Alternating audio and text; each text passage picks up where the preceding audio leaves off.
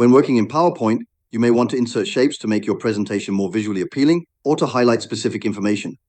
To do this, you need to go to the Insert tab and select the shape you want to draw. Once you select and draw a shape on your slide, a new tab will automatically appear in the toolbar. This tab is called Shape Format. The Shape Format tab only becomes visible after a shape has been selected or inserted. It provides a dedicated set of tools for customizing the appearance of that shape. In this tab, you can change the fill color, outline color, shape effects, and other visual aspects. You can also adjust the text formatting inside the shape, such as font size, alignment, and color, to ensure that the shape fits seamlessly into your presentation.